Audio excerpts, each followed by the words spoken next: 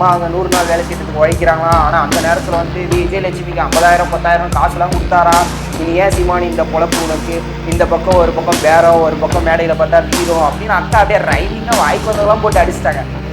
அக்காவுக்கு ஒன்று நினைவுபடுத்த, அக்காவுக்கு புதுசுலாம் பேச பிடிக்காது, பழசு தான் பேச பிடிக்கும்னா உங்கள் ஐயா ஸ்டாலினோட கதையை எடுத்து பேசுவோமா, உங்கள் ஐயா ஸ்டாலினும் உங்கள் அப்பா ஸ்டாலின், உங்கள் அப்பா ஸ்டாலின் அவர்கள் கதையை எடுத்து பேசுவோமா. இப்போ இருக்கிறாங்க அவங்க இன்னும் இருக்காங்க ஒரு செய்தியாளர், அதை பற்றி பேசினா அவங்களுக்கு பாதிப்பு வரும்ன்றதுக்காக அவர்களுடைய பேரை கூட குறிப்பிடாமல் இருக்கிறோம். ஆனால் அவர்களுக்கு உங்கள் அப்பா ஸ்டாலின் கொடுத்த பாலியல் தொல்லை, அவர்களுக்கு கொடுத்த தொந்தரவுலாம் பற்றி பேச வேண்டியதான் அதுதான். தமிழக மக்கள்லாம் வந்து ஆதாரத்தை கையில் வச்சுருக்காங்களாம், ஆதாரத்தை கையில் வச்சுன்னு சீமானை தேடி கொண்டு இருக்கிறாங்களாம். சீமான் கிடைக்க மாட்டாராம், அவர் இருந்தால் வழக்கு போட்டு அப்படியே சிறைக்குள்ளே அடைச்சிருவாங்களாம். அக்கா அப்படி கிழிச்சிருவாங்க. அக்கா நீங்கள் அப்படியே அந்த விஜயலட்சுமி கொஞ்சம் அறிவுரை கொடுத்துருக்கலாமே, ஏன்னா நீ சொல்கிற மாதிரியே அவர் தப்பிக்கிறாருன்னே வச்சுக்கோ. யாருக்கும் தெரியாமல் தானே சேலத்தில் இருக்கணும், யாருக்கும் தெரியாமல் தானே கிருஷ்ணகிரி ஓசூரில் இருக்கணும். சீமான் ஓசூரில் இருக்காரு, சீமான் கிருஷ்ணகிரியில் இருக்காரு, அங்கே ஒரு கூட்டம் பேச போகிறாரு அப்படின்னு நீ உளவுத்துறைக்கு தெரியுமா தெரியாது? ஒரு வருஷத்துக்கு முன்னாடி உங்கள் திமுகவுடைய கவுன்சிலர் விருதாச்சலம் 30வது வார்டு கவுன்சிலர் அவர்கள் செஞ்ச 5 வயசு சிறுமிக்கு பாலியல் தொல்லை கொடுத்தாங்க, அதை பற்றி பேசியிருக்கோமா இல்லை? இப்போ நேற்று திமுக பாலியல் திருடுறானே, பாலியல் சீண்டல் அப்படியே கையை சுரண்டிக்கிட்டு இருக்கே, எதுக்கு நீ பொம்பளை கையை சுரண்ட, அதெல்லாம் பேசியிருக்குமா இல்லையா? இதெல்லாம் பேசும்போது அக்கா பேச மாட்டாங்க. ஏன் இதெல்லாம் பேசினா அக்கா காசு கிடைக்கும்.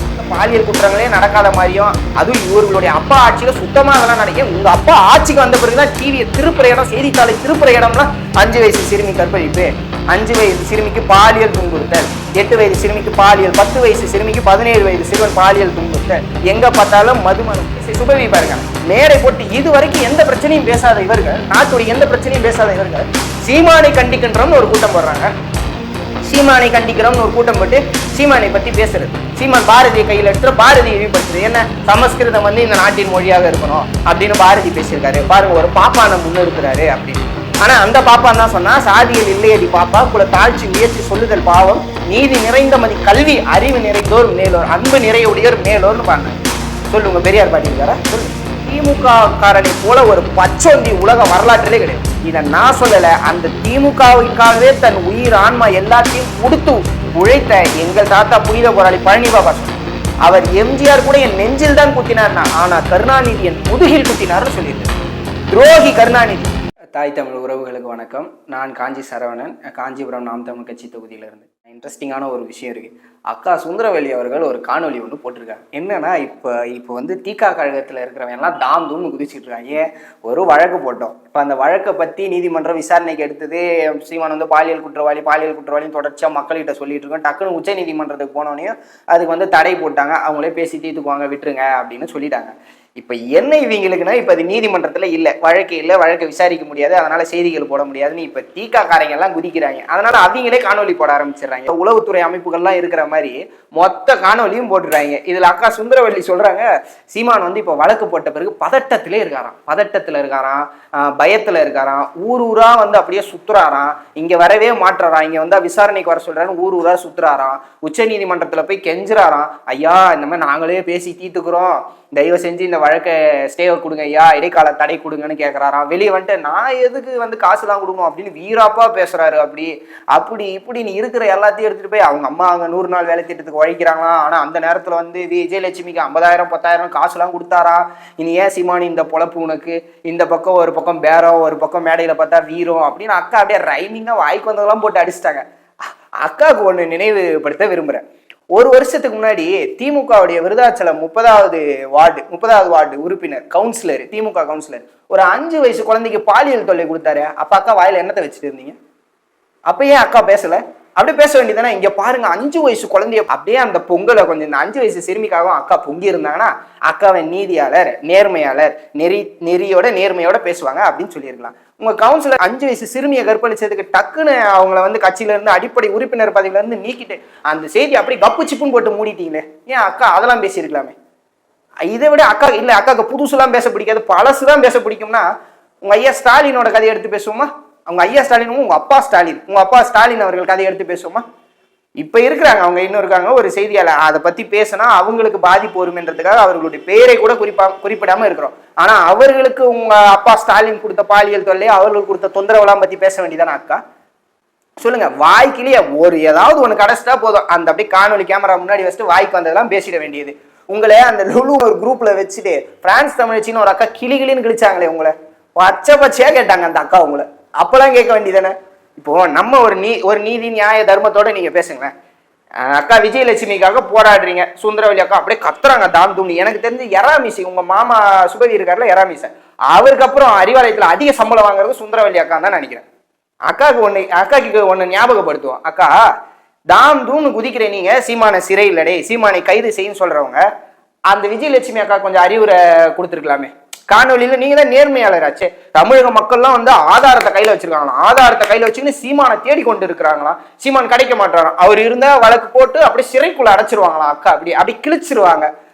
அக்கா நீங்க அப்படியே அந்த விஜயலட்சுமி கொஞ்சம் அறிவுரை கொடுத்துருக்கலாமே. என்ன கொடுத்துருக்கலாம்? அறிவு எங்கம்மா போச்சுன்னு அப்படியே கேட்டிருக்கலாமே விஜயலட்சுமிய. அக்கா வீரலட்சுமியில இருந்து சுந்தரவல்லி வரைக்கும் அப்படி பொங்குறீங்களே அப்படி உங்களுக்குன்னு. சரி, அந்த அண்ணா பல்கலைக்கழகத்துல ஒரு பெண்ணை கற்பழிச்சாங்கல்ல, உங்க திமுகவை சேர்ந்தவர் தான். உங்க அமைச்சர் பெருமக்களோட உதயநிதி ஸ்டாலினோட புகைப்படம்லாம் எடுத்துட்டு கம்பீரமா போட்டார்ல. அவர் உங்க அமைச்சர் கூட என்ன சொன்னாரு? மேடையில பேசிட்டு இருக்கும்போது இந்த நம்ம பையன் அப்படின்னு பதிவு செய்யல, நம்ம பையன், என் பையன் ஒருத்தனை, நம்ம பையன் ஒருத்தனை வந்து பாலியல் வழக்குன்னு போட்டிருக்காங்க அண்ணா பல்கலைக்கழகத்துல. அப்பெல்லாம் அக்கா சுந்தரவல்லி வாயில என்னத்தை வச்சுட்டு இருந்தீங்க? பேச வேண்டியதானே? அப்படி இப்படி ஒரு காணொலி போட வேண்டியதானே? அக்கா இதை பேசியிருக்கலாம் இல்லையா? ரொம்ப வீரமா பேசுற அக்கா, காணொலி முன்னாடி மட்டும் வீரத்தை அப்படியே கக்குற அக்கா கோத்தகிரியில அப்படியே உறுதிமொழி எடுக்கும்போது அப்படியே வளையலை இப்படி, எதுக்கு வளையல சீன்றீங்க? முதல்ல வளையல் இப்படி கலட்டினீங்களே. நம்மளோட கேள்வி ஒண்ணுதான், திமுக இருக்கிறவனா யோகியமானவன், நியாயமானவன், நேர்மையானவனா? நீ முதல்ல உறுதிமொழி எடுக்க இப்படி கை நீட்டுற. பொம்பளை எதுக்கு சீண்டிக்கிட்டு இருக்க? பக்கத்துல இருக்க பொம்பளை எதுக்கு சீண்டிக்கிட்டு இருக்க சொல்லு. நீ அந்த வளையலையோ இல்ல அந்த பொண்ணை தொடர தேவை என்ன உனக்கு சொல்லு. கேட்டா முன்னாடி வர சொல்லி இருக்கேன். ஏமா முன்னாடி வாமான்னு சொல்ல வேண்டியதானே? வாயில என்னத்தை வச்சிருக்கீங்க திமுக காரங்க? சீமானை பத்தி மட்டும் தான் பேசுவீங்களா? பக்கத்துல ஏமா முன்னாடி கொஞ்சம் வாமான்லாம் சொல்ல மாட்டீங்களா? முதல்ல உன் கை உறுதிமொழி இப்படி இருக்குங்க, இந்த கை எதுக்குங்க இப்படி போனோம்? அந்த கையை முதல்ல எதுக்கு அங்க எடுத்துட்டு போய் வைக்கணும்? அப்படியே வளையல கலட்டுறது. இவ்வளவு கேவலமான பொழைக்கிறீங்க திமுக காரங்க. நீங்க செய்யாத 1-2 குற்றமா சொல்லு. எங்க கார்ல திமுக கொடியை வச்சுக்கிட்டு போற, எதுக்கு போற? கேட்டா வந்து நான் வந்து அப்படியே நியூஸ்ல பச்சையா ஊடகத்தை விலைக்கு வாங்கி வச்சுட்டு நீ நினைக்கிறதெல்லாம் சொல்ல வைக்கிறது என்ன? அவன் வந்து அதிமுக காரனா, அந்த பொண்ணை வந்து தொல்லை கொடுக்குறானா, சீண்டிட்டு போறானா? அப்ப எதுக்குடா திமுக கொடி வச்சுனா டோல்கேட்டை கிராஸ் பண்றோம், திமுக கொடி வச்சா விட்டுருவான்? அப்ப எவ்வளவு கேவலமான கேடுகட்ட அரசியலை நீங்க இங்க வச்சிருக்க. திமுக கொடி இருந்தா டோல்கேட்ல விட்டுருவானா? இதுக்காக நான் திமுக கொடியை வச்சுட்டு போறேன்னு ஒருத்தன் சொல்றான். அப்ப திமுக கொடியை வச்சா 4 பிள்ளைய கற்பழிச்சா கூட திமுக காரன்னு சொல்லிட்டா அந்த பேச்சு எடுப்படாது தானே? இங்க நீங்க நல்லா பாருங்க, இவங்க சொல்றாங்க சீமான் வந்து ஊரா சுத்துறாராம். இந்த அரசியல் விமர்சகன்லாம் இந்த காணொலியில உட்காந்துட்டு பேசுறாங்கல்ல, இந்த பைத்தியங்கள் பலவிதம், அதில் இது ஒரு விதம் அப்படின்ற மாதிரி. சீமான் வந்து நீங்க நல்லா கவனிங்க, சீமான் வந்து அப்படியே ஊரா போவான். சம்மன்லாம் வந்துருச்சுன்னா வர சொல்லுவாங்கன்ட்டு 30 நாள் இருக்குல்ல, நான் பொறுமையா வரேன், அப்படியே சேலத்துல இருப்பாரான், சேலத்துல இருந்து ஓசூர் போயிட்டு வரான், அப்படியே ஓசூர் வந்து கிருஷ்ணகிரின்னு அப்படியே சுத்திக்கிட்டே இருப்பாரான். இதெல்லாம் வேணா நம்புற மாதிரியாங்க இருக்கு? சுத்த பைத்தியக்காரத்தனம் இல்ல? ஏன்னா இங்க வீட்டுக்குள்ள இருந்தா போலீஸ் வந்து கூட்டு போயிடுவாங்களாம். என்னங்க இது பைத்தியம்? எங்க நாடா சுத்துறா கூட ஏதோ நீ சொல்றதுல ஒரு நியாயம் உண்டுலாம். இப்போ ஊரா சுத்துறான்னு சொல்ற, சரி ஊராவே சுத்தட்டும், அவரு ஊரா சுத்தட்டும். ஊரா சுத்தினா போலீஸுக்கு தெரியாம தானே சுத்தணும்? இந்த மாதிரி நான் பாலியல் வழக்குல இருக்கேன், எனக்கு ஒரு குற்றம் இருக்கு, அந்த குற்றத்தை நிரூபிக்கிறதுக்காக சம்மன் விசாரிக்கிறதுக்காக சம்மன்லாம் அனுப்புறாங்க. நீ சொல்ற மாதிரியே அவர் தப்பிக்கிறாருன்னே வச்சுக்கோ. யாருக்கும் தெரியாம தானே சேலத்துல இருக்கணும், யாருக்கும் தெரியாம தானே கிருஷ்ணகிரி ஓசூர்ல இருக்கணும். சீமான் ஓசூர்ல இருக்காரு, சீமான் கிருஷ்ணகிரியில இருக்காரு, அங்க ஒரு கூட்டம் பேச போறாரு அப்படின்னு நீ உளவுத்துறைக்கு தெரியுமா தெரியாதா? சரி உளவுத்துறை கூட விடு, குறைஞ்சபட்சம் அங்க இருக்க காவல்துறை கிட்ட கூட்டத்துக்கு நீ அனுமதி வாங்கவே மாட்டியா? இந்த மாதிரி சீமான் தலைமையில ஒரு கூட்டம் நடக்கும் போது சீமான் வரப்போறாரு அப்படின்னு தெரியுமா தெரியும்? அப்ப தமிழ்நாட்டுல இருக்க கடைகோடியில இருக்கவனுக்கு கூட தெரியும் சீமான் கிருஷ்ணகிரி ஓசூர் சேலத்துக்கு வரப்போறாரு அப்படின்ட்டு. நீ அங்க இருக்கிற காவல்துறை கிட்ட அனுமதி வாங்குற. அனுமதி வரும்போது உளவுத்துறைக்கு தெரியுமா தெரியாதா? நாங்க ஒரு கூட்டம் போட்டா உளவுத்துறை 9 போன் அடிக்கிற. யார் வருவா? எத்தனை பேர் வருவா? எத்தனை மணிக்கு கூட்டம் தொடங்கும்? எத்தனை மணி கூட்ட முடியும்? யாரெல்லாம் முக்கிய பேர்லாம் பேசப்படுற எல்லாத்தையும் விசாரிக்கிறா இல்லையா? அப்ப இந்த போலீஸுக்கு அது தெரியுமா தெரியாதா? சொல்லு. வலசரவாக்கம் போலீஸ்க்கு அது தெரியுமா தெரியாதா சீமான் கிருஷ்ணகிரியில இருக்காருன்னு? இங்க இருக்கிற சம்மனை கொடுத்து விட்டு அங்க கொடு, அவர்கிட்ட அவர் கையில கொடு, நீ சொல்லாம சொல்லக்கூடாதா? ஆனா இந்த ஊடகத்துல இந்த திமுக திராவிட நாய்கள் வாடகை வாய்கள் என்ன பேசுவா? அப்படியே பாருங்க சீமான் அப்படியே தப்பிச்சு ஓடுவான் அப்படின்னு. ஏன் பைத்தியம்? தப்பிச்சு ஓடுறானா போலீஸுக்கு தெரியாம ஓடணும். போலீஸ்கிட்டே கூட்டத்துக்கு அனுமதி வாங்கிட்டு யாரா தப்பிச்சு ஓடுவானா?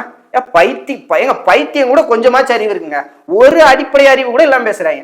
ஏதோ இவங்க தான் பக்கத்துல இருந்து எல்லாத்தையும் பார்த்த மாதிரி எல்லாம் தெரிஞ்ச மாதிரி சொல்லுவாங்க. அது இந்த சுந்தரவல்லி அக்காலாம் போதும். இந்த சுந்தரவல்லி அக்கா வேற ஏதாவது தமிழ்நாட்டின் பிரச்சனைக்கு குரல் கொடுத்து பார்த்திருக்கீங்களா? சரி, அண்ணா பல்கலைக்கழகத்துக்கு இப்போ ஒரு காணொலி போடுறாங்கல்ல, சீமான் அவங்க அம்மா வந்து கஷ்டத்துல இருக்காங்க, அவங்களுக்கே அவன் காசு கொடுக்க மாட்டான், ஆனா பாரு இங்க விஜயலட்சுமிக்கு இவ்வளவு காசு கொடுத்துருக்கான் அப்படின்னு வாய்க்கிழி அவங்களுக்கு பேச தெரியுதுல்ல. இதை பேசுறவங்க அண்ணா பல்கலைக்கழகத்துல மாணவி பாலியல் துன்புறுத்தலுக்கு வன்முனருக்கு ஆளாக்கப்பட்டதை பத்தி பேசிருக்கணுமா இல்லையா? இல்ல ஒரு வருஷத்துக்கு முன்னாடி இங்க திமுகவுடைய கவுன்சிலர் விருதாச்சலம் 30வது வார்டு கவுன்சிலர் அவர்கள் செஞ்ச 5 வயசு சிறுமிக்கு பாலியல் தொல்லை கொடுத்தாங்க. அதை பத்தி பேசியிருக்கணுமா இல்ல? இல்ல இப்ப நேத்து திமுக வளையல் திருடுறானே, பாலியல் சீண்டல், அப்படியே கையை சுரண்டிக்கிட்டு இருக்கே, எதுக்கு நீ பொம்பளை கையை சுரண்ட, அதெல்லாம் பேசியிருக்கணுமா இல்லையா? இதெல்லாம் பேசும்போது அக்கா பேச மாட்டாங்க. ஏன்? இதெல்லாம் பேசினா அக்கா காசு கிடைக்காது. சீமான் ஒரு பிரச்சனை, நாம் தமிழ் கட்சின்னு ஒரு பிரச்சனை வந்துருச்சுன்னா அதை பேசிட்டோம்னா அக்காவுக்கு நல்லா வாய் இனிக்க ஆரம்பிச்சிடும். அப்படியே நல்லா இனிக்க பேசுவாங்க. ஏன்னா அப்பதானே சம்பளம் ஒரு அறிவாலயத்துல இருந்து. கேவலம் இந்த ஒரு கேவலமான பழைக்க இவங்களுக்கு வெக்கமாவே இல்லையா? இதுல அரசியல் விமர்சகன்றது சீமான், இதுல தமிழ பாண்டியன் சொல்றாரு சீமானுடைய ஆண்மையை பரிசோதிக்கப்படும் அப்படின்ற. எதுக்கு? இந்த பாலியல் குற்றம் செய்ய. ஏன்னா 14 வருஷமா ஒரு பொம்பளையை கற்பழிக்கிற, 7 முறை கற்பழிக்கிறன்ற, 7 முறை கருக்கலைப்பு செய்யறாங்கன்ற. என்னங்கடா டே, ஒரு மனசாட்சியோட சொல்லுங்கடா. சொல்லு. 1 முறை 2 முறை நடந்தா சரி, நீ புகார் கொடுக்கலாம். 7 முறை நடந்துச்சா அதுக்கு ஆதாரமே கிடையாது. இது வரைக்கும் கோர்ட்ல எந்த நீதிமன்றத்துல சரண்டர் பண்ணிருக்கீங்களா? 7 முறை நான் கருக்கலைப்பு செஞ்சிருக்கேன், என்னை இப்படி துன்புறுத்தி இருக்காரு அப்படின்ட்டு. 14 வருஷம் கழிச்சா சொல்லுவாதடி. கொஞ்சமா இவங்களுக்கு ஒரே நோக்கம் தாங்க, தொடர்ச்சியா இதை பேசிக்கிட்டே இருக்கணும். கேட்டா இந்த உச்ச நீதிமன்றத்துல கெஞ்சனாராம், இந்த மாதிரி நாங்க எங்களுக்குள்ள பேசி முடிச்சுக்கிறோம், அதை நீங்க அதுக்காக விசாரணை எல்லாம் போடாதீங்க, நாங்க முடிக்கிற நிலைமையில இருக்கோம்னு அங்க அப்படி கெஞ்சனாரா. வெளியில நாங்க என்னத்துக்கு கொடுக்கணும் அப்படி இப்படின்னு வீரமா பேசினா. ஆஹா, அக்கா சுந்தரவல்லி அக்கா வச்சிரு உளவுத்துறையெல்லாம் பாத்தீங்களா? உச்ச நீதிமன்றத்துல இருந்து வீடியோ எடுத்து வீடியோ ஆதாரம் இருக்குன்னு டெலிகாஸ்டோட பேசுற நீங்க திமுக நடக்கிற கொடுமைகளே அப்படி பேசி விட்டுருங்க. நீங்க சொல்ற மாதிரியே வச்சுக்கோ, நாங்க அங்க கெஞ்சனோம், இங்க வீரமா பேசுறோம், ஆஹா ஆஹான்றோம். திமுக இருக்கீங்களா யோகியமா? தொடர்ச்சியாக இவங்களுக்கு நோக்கம் ஒண்ணுதான், சீமானே பேசிக்கொண்டே இருக்கணும், ஏதாவது சொல்லிக்கொண்டே இருக்கணுங்க. ஏதாவது, ஏன்னா மக்கள் அதை மறந்துடக்கூடாது. ஏன்னா இப்ப விசாரணை நீதிமன்றம்னா அப்படியே போட்டுக்கிட்டே இருப்பாங்க, தொலைக்காட்சியெல்லாம் தொடர்ச்சியா போட்டுக்கிட்டே இருப்பானுங்க. ஆனா இப்ப அது இடைக்கால தடைன்னும் பேச முடியாது. அப்ப நீ என்ன பண்ணு, ஊடகத்துல பேசு. வலையொலி இருக்கிற வாடகை வாயெல்லாம் வாங்கி 200 ரூபா 300 ரூபா கொடுத்து பேசிக்கிட்டே இரு. சீமானை இழிவுபடுத்திக்கிட்டே இருக்கணும். ஏன்? சீமான் தான் இவர்களுக்கு, நாம் தமிழர் கட்சியின் தான் இவர்களுக்கு இருக்கிற முக்கியமான எதிரி. தொடர்ச்சியாக அவளைகள் பத்தி இவர்கள் பேசிக்கொண்டே இருக்கணும். அதனாலதான் இந்த காரியத்தை செஞ்சுக்கிட்டே இருக்காங்க. ஏதோ இந்த நாட்டுல பாலியல் குற்றங்களே நடக்காத மாதிரியும், அதுவும் இவர்களுடைய அப்பா ஆட்சியில சுத்தமா அதெல்லாம் நடக்கும். உங்க அப்பா ஆட்சிக்கு வந்த பிறகுதான் டிவியை திருப்புற இடம், செய்தித்தாளை திருப்புற இடம்னா 5 வயசு சிறுமி கற்பழிப்பு, 5 வயது சிறுமிக்கு பாலியல் துன்புறுத்தல், 8 வயது சிறுமிக்கு பாலியல், 10 வயசு சிறுமிக்கு 17 வயது சிறுவன் பாலியல் துன்புறுத்தல், எங்க பார்த்தாலும் மதுமத போதைக்கு எதிரான விழிப்புணர்வு ஏற்படுத்துறோம் அப்படின்னு. இது எவ்வளவு பெரிய பைத்தியக்காரத்தனம். இந்த பைத்தியக்காரத்தனத்தை நீங்க பாருங்க. சரக்கு கடை, மதுபான கடையை திறந்து வச்சிருக்கிறது யாரு? இந்த திமுக. இந்த திமுகவின் கழக தலைவராகவும் இந்த ஆட்சியில இருக்கிற ஐயா முதலமைச்சர் ஸ்டாலின் அவர்களும் மதுபான கடையை தொடர்ந்து வச்சிருக்கேன். ஆனா உன் கட்சியில இருந்த அமைச்சர்களும் நீயும் என்ன பேசுற? இந்த அப்பா வேண்டி கேட்டுக்கிறேன், மன்றாடி கேட்டுக்கிறேன், போதையின் பக்கம் போகாதீங்கப்பா, போதைக்கு ஆளாகாதீங்கப்பா, விழிப்புணர்வு ஏற்படுத்துற. இது எவ்வளவு பெரிய பைத்தியக்காரத்தனம். கடையை திறந்து வச்சிருக்க ஓனரே சரக்கு குடிக்க வராதீங்கன்னு எவனா சொல்லுவானா? இது எவ்வளவு பெரிய காமெடி பாரு. இவங்களே மதுவை விற்கிறாங்க, ஆனா இவங்களே போதைக்கு எதிரான விழிப்புணர்வு நடத்துறாங்க. இதுல கொடுமை. இதுல பெரிய கொடுமை என்னன்னா, பள்ளி கல்லூரிகளுக்கு எல்லாம் இந்த போதை விழிப்புணர்வு இருக்கும். மாவட்ட ஆட்சியாளர்கள், அமைச்சர் பெருமக்கள் வரைக்கும் எல்லாம் பேசுவான். ஏவனா இதுல ஒருத்த எந்திரிச்சு கேட்டான், ஏன்டா பள்ளி கல்லூரிகளுக்கு அருகாமையில 200-100 மீட்டர்ல இருக்குன்னு உனக்கு தெரியுமா தெரியாதா? எல்லாம் குடிச்சிட்டு சின்ன பையன்ல இருந்து பெரிய வரைக்கும் குடிச்சிட்டு சுத்துறான்னு தெரியுமா தெரியாதா? நீ நினைச்சா மேல இடத்துல சொல்லி மூடலாம் தானே, நீ ஏன் அதுக்கு அனுமதி கொடுக்குற? ஏங்க, மாவட்ட ஆட்சியாளர் தலைமையில நடக்குதுங்க. இந்த மாசம் இத்தனை கோடி நீங்க எடுக்கணும், வருவாய் எடுக்கணும் அப்படின்னு. பொங்கல் தீபாவளி வந்துச்சுன்னா மாவட்ட ஆட்சியர் தலைமையில ஒரு குழு அமைச்சு அதுக்கு ஒரு நடவடிக்கை எடுக்கிறான். என்ன? ஏன் சரக்கு விற்பனை குறைஞ்சுது, ஏன் குடிக்க ஆள் வரமாட்டான், அதோட விற்பனை எப்படி உயர்த்துறது அப்படின்னு மாவட்ட ஆட்சியர் அமைச்சர் பெருமக்கள் வரைக்கும் உட்காந்து பேசுறான். இவன் போதை விழிப்புணர்வுக்கும் கல்லூரி பள்ளிகள்ல பேசுறான். இது எவ்வளவு பெரிய முட்டாள்தனம். கேட்டா ஜனநாயக நாடு. நான் பாருங்க உங்க ஜனநாயகம் எப்படி இருக்கு. இவனே கடையை திறந்து வச்சுப்பான், கடைக்கு பின்னாடி இவனே போதை விழிப்புணர்வு நடத்துவான். இதையெல்லாம் பேச வக்கு இருக்கா அக்கா சுந்தரவல்லிக்கு, இல்ல திமுக இருக்கிற வாடகை நாய்களுக்கும், எரால் மீசைக்கும்? ஐயா எரால் மீசை சுபவி பாருங்க, மேடை போட்டு இது வரைக்கும் எந்த பிரச்சனையும் பேசாத இவர்கள், நாட்டுடைய எந்த பிரச்சனையும் பேசாத இவர்கள் சீமானை கண்டிக்கின்றோம்னு ஒரு கூட்டம் போடுறாங்க. சீமானை கண்டிக்கிறோம்னு ஒரு கூட்டம் போட்டு சீமானை பத்தி பேசுறது. சீமான் பாரதியை கையில் எடுத்துற, பாரதி இழிவுபடுத்துறது. என்ன? சமஸ்கிருதம் இந்த நாட்டின் மொழியாக இருக்கணும் அப்படின்னு பாரதி பேசியிருக்காரு. பாருங்க, ஒரு பாப்பான முன்னிறுத்துறாரு அப்படின்ட்டு. ஆனா அந்த பாப்பான் தான் சொன்னா, சாதிகள் இல்லையடி பாப்பா, குல தாழ்ச்சி உயர்ச்சி சொல்லுதல் பாவம், நீதி நிறைந்த மதி கல்வி, அறிவு நிறைந்தோர் மேலோர், அன்பு நிறையுடையோர் மேலோர்னு பாடினாரு. சொல்லு, உங்க பெரியார் பாடி இருக்காரா? சொல்லு. உங்க பெரியாருக்கு என்ன வேலை? எந்தெந்த ஜமீன்தார்கள்லாம் பண வளத்தோட இருக்காங்களோ ஒரு ஏன் வைட்டம் போராட்டத்துக்கு போகும்போது உங்க பெரியார் எங்க போய் தங்கி இருந்தாரு? நீ எவனை எதிர்த்து போராட போனி அங்கதானே தங்கியிருந்தாரு. கீழ்வெண்மணி அப்போ யாருக்கு ஆதரவா பேசினாரு? முதலாளிக்கு சம்பளம் கொடுக்குறானா வாங்கிட்டு போக வேண்டியதானே, எது கூலி உயர்வுக்கெல்லாம் போராடணும்னு கேட்டவர் தானே பெரியாரு. சொல்லு, எந்த இடத்துல என் மக்களுக்காக நீங்க. ஆனா நாங்கள் பேசுகிற தலைவர்கள் எல்லாரையும் பேசுறது. ஒரு ஒரு இழிமகன் இவன் பார்ப்பான். யாரு? பாரதியார். நம்முடைய பாட்டன் பாரதி அவர்கள் வந்து பார்ப்பான், ஒரு ஐயர்னு சொல்ற. அதனால இவர் யாரு நீ ஐயர்னு சொன்னியோ, அவன் தாழ்த்தப்பட்ட மக்கள் நீ எவன சொன்னியோ அவன் தோல்ல கை போட்டுக்கிட்டு அககாரத்துக்குள்ள போனவர். அவர் வந்து பாருங்க கிருஷ்ணர் எல்லாம் பாடுறாரு. யாரு? இந்த எராமிச. இந்த கிருஷ்ணர் எல்லாம் பாடுறாரு, தெய்வத்தெல்லாம் பாடுறாரு, இவர்கள்லாம் முன்னிறுத்துறாரு அப்படின்னு சொல்ற. ஆனாலும் நாங்க சொல்லுவோம் பாட்டன் பாரதி தான் எங்கள் தமிழுக்கு கிடைத்த மிகப்பெரிய. ஏன்னா தமிழருடைய இனத்திலேயே ஒரு குறிப்பிட்ட காலத்துக்கு அப்புறம் இலக்கியம் இலக்கண இலக்கியம் இந்த பாட்டுக்கெல்லாம் பார்த்துக்க ஆளே கிடையாது. அவரே சொல்லியிருக்காரு, என்னால் இந்த பழி தீர்ந்ததுன்னு சொல்லியிருக்காரு பாரதி. அவர் வந்த பிறகுதான் ஒரு மறுமலர்ச்சியே வந்தது தமிழுக்கு. அப்படிப்பட்ட சொன்னார், யாமறிந்த மொழிகளிலே தமிழ் மொழி போல் இனிதானதை வேறெங்கும் காணோம்னு பண்ணார். ஆனா உங்க ஐயா பெரிய ஈவே ராமசாமி நாயக்கர் என்ன சொன்னாரு? தமிழ் சனியன்னாரு, அது விட்டொழிங்கன்னாரு. சொல்லு. இப்ப அவர் தந்தை, ஆனா இவர் பாப்பா. எப்படி கட்டமைக்கிறாங்க பாருங்களா இந்த திமுக காரங்க, எப்படி கட்டமைக்கிறாங்க பாருங்க. நீங்க பாருங்க, திருமுறை இடம்லாம் தெருவுக்கெல்லாம் பெரியார் பேர் வச்சிருப்பாங்க. கலைஞர் நூற்றாண்டு கட்டிடம், கலைஞர் நூற்றாண்டு நூலகம், கலைஞர் பல்நோக்கு மருத்துவமனை எல்லாம் வைப்பாங்க. நீங்க கழிவறைன்னு ஒண்ணு கட்டுறீங்களா ஆரம்ப சுகாதார நிலையம், அதுக்கு ஏன் கலைஞர் கழிப்பிடம்னு வைக்கல? வச்சிருங்களேன். கலைஞர் கழிப்பிடம், கலைஞர் மதுபான கடை அப்படின்னு வைங்களேன். ஏன் அதுக்கெல்லாம் வைக்க மாட்டீங்க? அதெல்லாம் மக்கள் கேட்டாங்களா? சொல்லுங்க. இப்ப நீங்க கட்டுற பல்நோக்கு மருத்துவமனைகள், இந்த ஜல்லிக்கட்டுக்கு கட்டுற அரங்கம், இதெல்லாம் கட்டுங்க மக்கள் போராடினாங்களா? அதுக்கெல்லாம் கட்டி நீயே பேர் வச்சுக்கலாம். அதே மாதிரி இதுக்கு வச்சிரு, கழிப்பிடத்துக்கும் பேர் வச்சிருங்க, மதுபான கடைக்கும் பேர் வச்சிருங்க. ஏன்னா இங்க மருத்துவமனைலாம் நீங்க கலைஞர் வந்து கட்டுறதுக்கு முன்னாடியே இருக்குங்க, அதுக்கப்புறம் தான் வந்து புதுசா கட்டுறீங்க. ஆனா இந்த மதுபான கடை திறப்புன்றதே திமுக ஆட்சிக்கு பிறகு தானே. எங்க ஐயா பெருந்தலைவர் காமராஜர் கள்ளச்சாராயம் காய்ச்சலும் ஒரு துத்திக்குள்ள வச்சிருக்காரு. மனைவி வந்து போடும்போது இருந்தா உன் புருஷனை வெளியே விட்டா ஊரு கெட்டு போயிடுங்கிற, போ பிள்ளைய காப்பாத்தி படிக்க வைங்கிற, வருவான் போங்கிறேன்னு. ஆனா நீ அப்படியா தெருக்கு தெரு கடையை திறந்து வச்சிருக்க. இங்க நீங்கள் வசிக்கிற பகுதியில் பாருங்க, எத்தனை மதுபான கடைகள் இருக்கு, எத்தனை நூலகம் இருக்கு. இவங்க தானே படிக்க வச்சோன்றாங்க. எத்தனை படிப்பகங்கள் இவங்க கட்டி வச்சிருக்காங்க, எத்தனை குடிப்பகங்கள் கட்டி வச்சிருக்காங்கன்னு பாரு. ஒரு தெருவுல நீங்க எடுத்தீங்கன்னா குறைஞ்சபட்சம் 50 டாஸ்மார்க் இருக்கும் ஒரு ஊருக்குள்ள. ஒரு மாவட்டம்னு எடுத்தீங்கன்னா எண்ணிடலாம். ஆனா நூலகம்னு எண்ணீங்கன்னா கைவிட்டு என்ற அளவுக்கு தான் இருக்கும். இதுல பெரும்பாலும் அரசு பள்ளிகள்ல இவர்கள் குழந்தைகளுக்கு பாடங்கள் கற்பிப்பது எல்லாமே ஆங்கில மொழியில் தான் இருக்கு. இதுல நம்ம சொல்லலாம் மும்மொழி கொள்கை. ஐயா வந்து அண்ணாமலை அவர்கள் சொல்றாங்க, மும்மொழி கொள்கை பாருங்க நாம் தமிழ் கட்சி இதுலயே இருக்கு. ஐயா அண்ணாமலை அவர்கள் பெரிதும் படிச்சவரே. நாங்க கொடுத்த கொள்கை வரைவு கொள்கையை ஒழுங்கா படிக்கணும். நாங்க என்ன சொல்றோம், ஆரம்ப கல்வி முதல் ஆராய்ச்சி கல்வி வரை எல்லாமே நீ தமிழை தான் படிக்கணும். ஆங்கிலம் இங்கிலீஷ் இஸ் எ லாங்குவேஜ் தான், நாட் எ மீடியம்னு சொல்றோம். அது உனக்கு அது ஒரு மொழி பாடம் தான், ஆனா அது பயிற்று மொழியா இருக்காது. ஐயா எம்ஜிஆர் அவர்கள் வந்த பிறகுதான் உங்களுக்கு இங்கிலீஷ் மீடியம்னே வருது. நம்ம வந்து இங்கிலீஷ் மீடியமே கிடையாதுன்றோம்.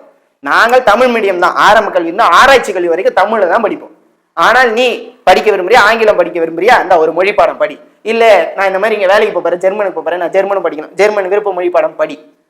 இது எங்க மும்மொழி கொள்கையில வருது சொல்லு. ஆனா உங்க மும்மொழி கொள்கை என்ன சொல்லுது? தமிழ் படிக்கணும், ஆங்கிலம் படிக்கணும், விருப்ப பாடம் நீ எதை படிக்க சொல்லு. எல்லாரும் ஹிந்தி தானே படிப்பான். அப்ப எப்படியா இருந்தாலும் உன் நோக்கம் நிறைவேறியதா இல்லையா? உங்களுக்கு காரணம்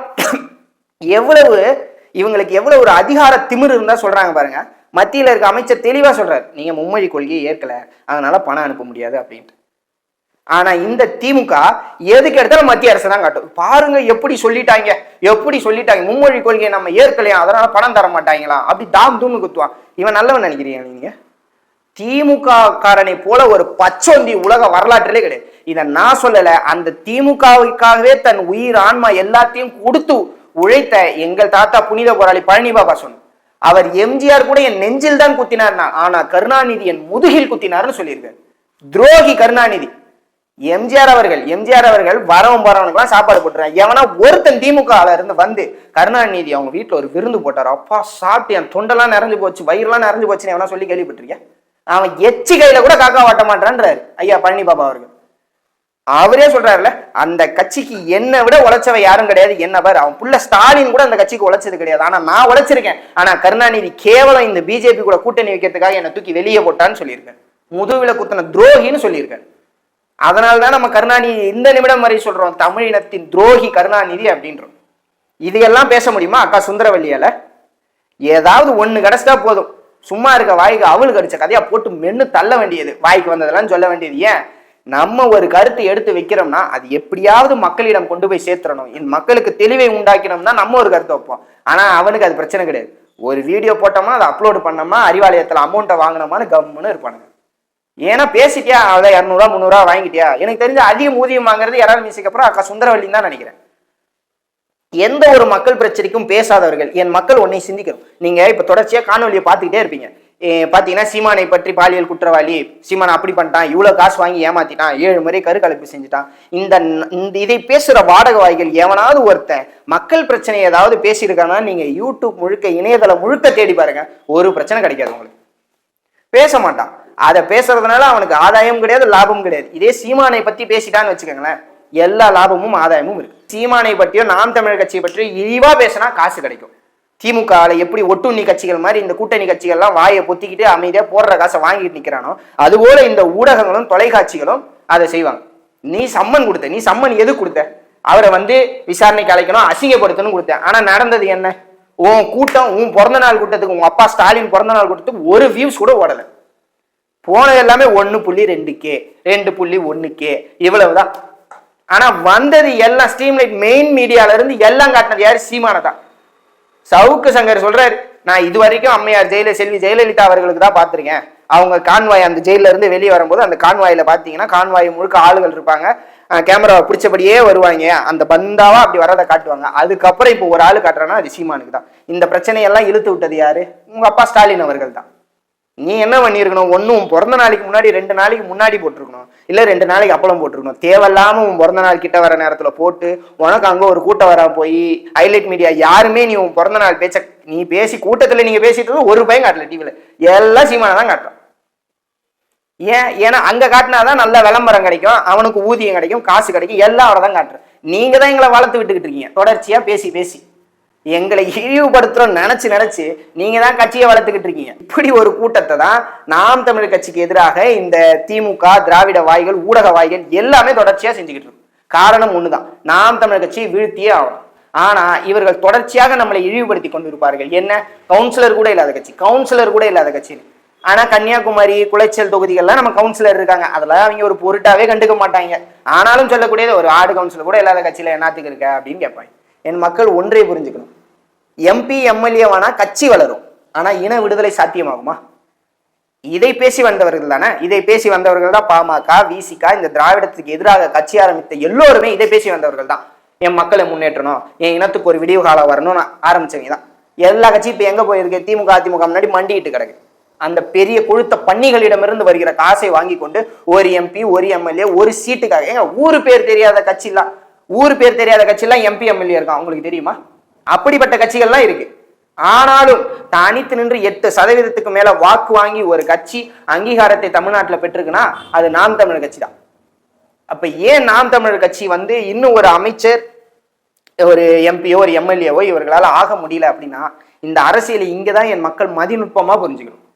எப்படின்னு பாருங்க, நம்மளுடைய தாத்தா மெய்யியல் பொருளியலாளர் என்று வெளிநாட்டு மக்களால் அழைக்கப்பட்ட JC குமாரப்பா அவர்கள் சொல்றாங்க, ஒரு நாட்டின் வளம் என்பது அந்த நாட்டின் இயற்கை வளம், அதை பொறுத்து, அந்த நிலத்தை பொறுத்து தான் அங்க இருக்கிற அரசியல் அமையும்ன்றாங்க. நீங்க பாருங்க, முதலாளித்துவம் இந்த நாடு முழுக்க எப்படி ஆயிருக்கு?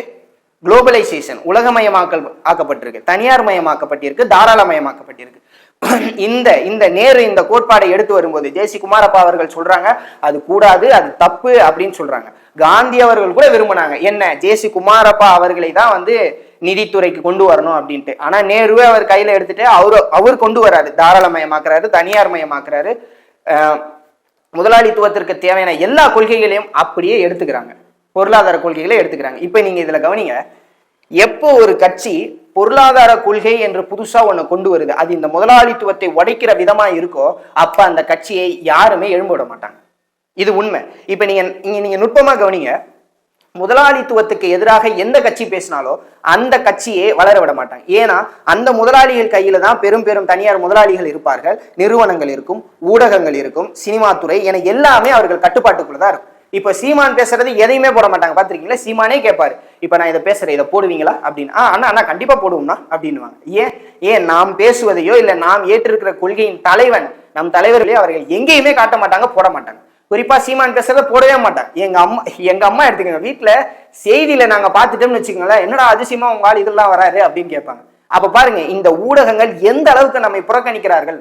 இதில் நமக்கு ஒரு பெருமையான விஷயம்னா இலவச ஒரு விளம்பரம் எப்போ கிடைச்சது? டக்குன்னு ரைடு விட்டாங்கல்ல, அண்ணன் கார்த்தி வீட்டில், அண்ணன் இடுமவனம் கார்த்தி வீட்டில், இவர்கள் வீட்டில் என்ஐஏ சோதனை போடும்போது அது ஒரு இலவசம் தான்.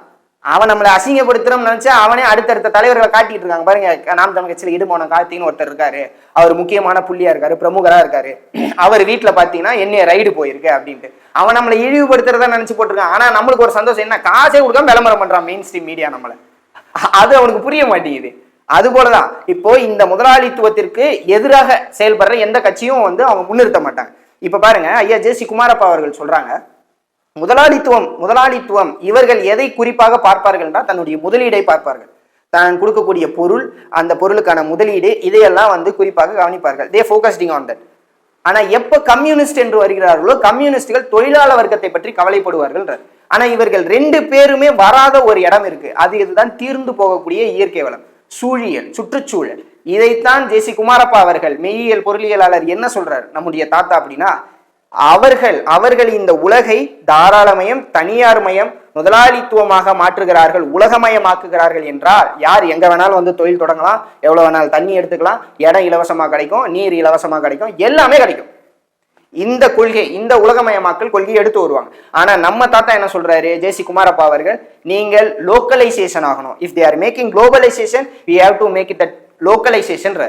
உலகவியலாக்களுக்கு மாற்று உள்ளூர் மயமாக்கல் அப்படின்னு சொல்ற. உள்ளூர் மயமாக்கு என்ன, இப்ப நம்ம அந்த வச்சிருக்கோம் இல்லையா, அவர் வகுத்து கொடுத்த அந்த கொள்கையை தான் நம்ம வச்சிருக்கோம்.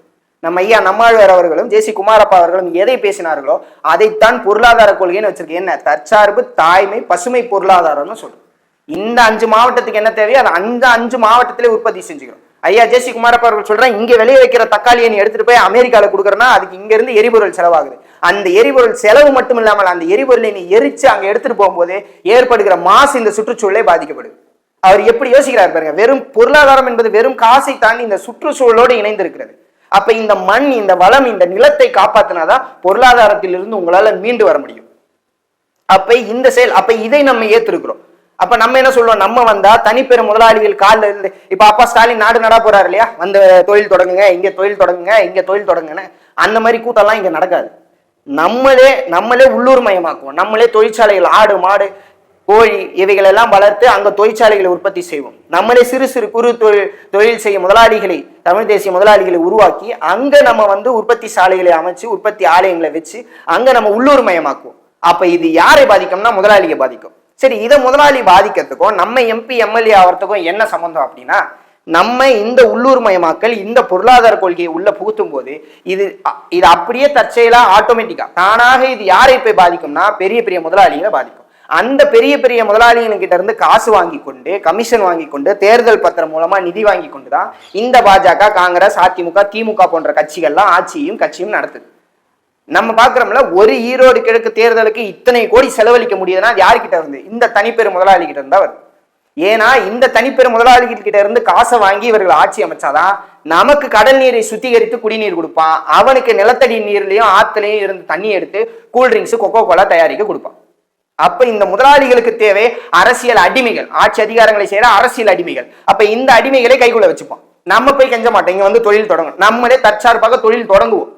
அப்ப புரியுது இல்ல? அப்ப என்னன்னா, நம்ம ஒரு வேட்பாளரை நிறுத்தும் போது, திரள் நிதி எல்லாம் திரட்டி ஒருத்தரை நிறுத்தும் போது அது அப்படியே பணத்தை வச்சு டோட்டலா அடிச்சு காலி பண்ற அளவுக்கு அந்த தனிப்பெரும் முதலாளிகள் கிட்ட இருந்து பணத்தை வாங்கிட்டு வந்து இந்த திமுக, அதிமுக போன்ற கட்சிகள்லாம் நிற்கும். இப்ப புரியுதா? ஏன் ஒரு எம்எல்ஏ எம்பி வர முடியலன்னா, நம்ம மக்கள் காசு வாங்கிட்டு அந்த காசுக்கு ஓட்டு செலுத்துறான்ற நிலைமை இருக்கு இல்லையா, அந்த ஒரு காரணம் தான். அந்த காசு அவனுக்கு எங்க இருந்து வருதுன்னா இங்க இருந்தா வருது. இவன் வெற்றி பெற்ற பிறகு மக்களுக்கு சேவை செய்வானா, அந்த முதலாளிக்கு சேவை செய்வான். இப்ப தெரியுதா? ஒரு சாதாரண பொருளாதார கொள்கை தான், ஆனா அது எவ்வளவு பெரிய பாதிப்பை உண்டாக்குதுன்னு பாருங்க. இப்ப நாம் தமிழ் கட்சி இந்த கொள்கையெல்லாம் விட்டுட்டு சீமான் திமுக, அதிமுக 2-3 சீட்டு கொடுங்க அப்படின்னு இருந்தாருன்னா, இல்ல பிஜேபி கூட யாரு கூடயா கூட்டணி இருந்தாருன்னா, இன்னைக்கு எவ்வளவு பெரிய வளர்ச்சியை நாம் தமிழ் கட்சி அடைஞ்சிருக்கும். ஆனா நம்ம ஒருபோதும் செய்யல. நம் முன்னவர்கள் என்ன செய்யறாங்க, நம் இனத்திற்காக தனித்து நின்று போராடினார்கள். அது போலதான் நம்ம சொல்லுவோம். இறுதியாக நம்ம தலைவர் சொல்றதா, நாங்கள் போராடுறோம், போராடி சாகுறோம்.